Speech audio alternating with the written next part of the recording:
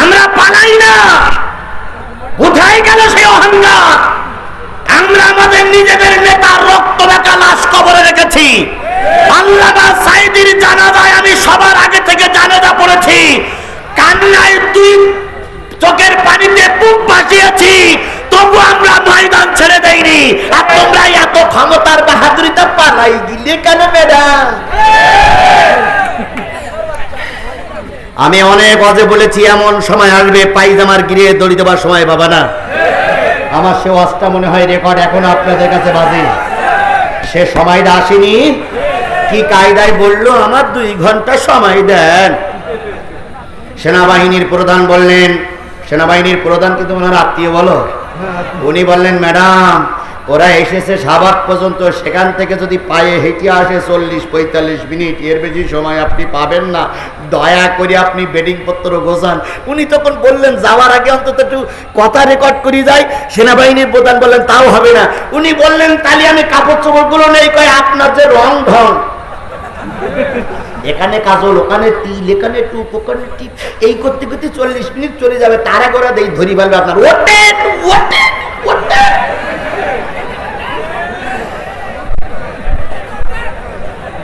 পালানের জায়গা পাবা না, ইঁদুরের গর্ত পর্যন্ত পাবা না। আল্লামা সাঈদীর সেই কথাটা 1450 বছর আগে নয়, হয়তো কিছু বছর আগে আল্লামা সাঈদী বলে গেছিলেন, সেই কথাটা এখন হাড়ে হাড়ে কাজে লেগেছে।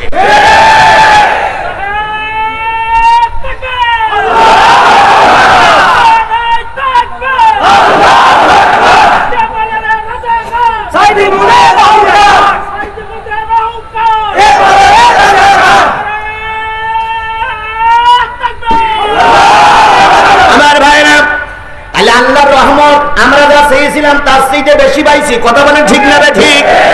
আমরা চেয়েছিলাম শেখ হাসিনা সুষ্ঠু একটা নির্বাচন দেখ, তাই চেয়েছিলাম না?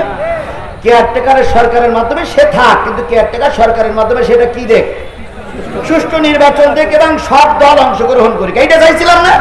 কিন্তু পালাই যাবে, কিন্তু আল্লাহ দেখেন রহমত করতে করতে কতদূর রহমত করে দিলেন।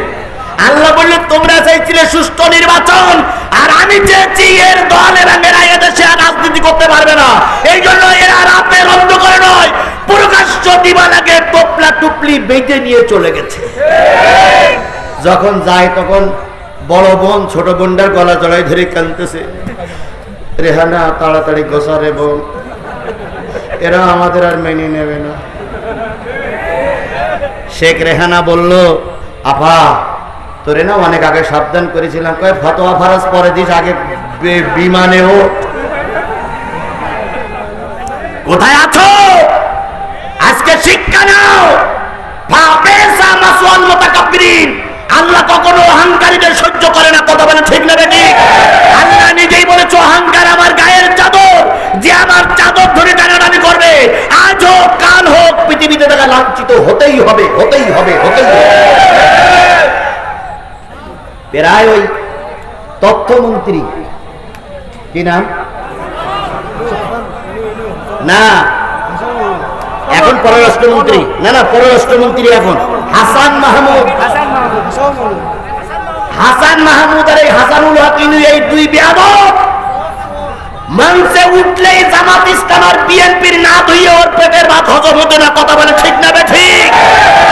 আর কাউয়া কাদের তো উঠেই মধ্যে খেলা হবে।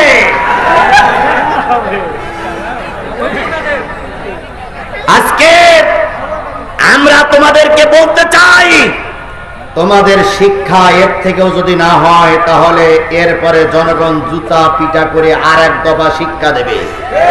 এই জন্য বন্ধুগণ বলতে চাচ্ছিলাম, আল্লাহ বলতেছে তোমরা যদি আল্লাহর ভয় করো, রসুলের তরিকা মেনে চলো, আল্লাহর কাছে সাহায্য চাও, তোমরা যা চেয়েছো তার চাইতে টিপলাইনে ডবল পাবা, বেশি পাবা।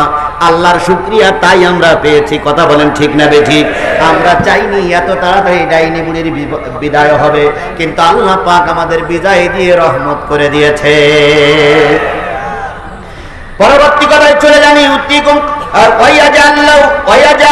ওয়াইয়াজাল লাকুম নূরান তামশুনা বিহি, আল্লাহ রাব্বুল আলামিন এমন নূর তোমাদের দেবেন যে তোমাদের সঠিক পথ পরিচালিত করবে। বলুন তো, আল্লাহ রাসূলের আরেকটা নাম হচ্ছে নূর। রাসূলের একটা নাম কি? কোন জায়গায় আছে? قد جاءكم من الله نور وكتاب مبين।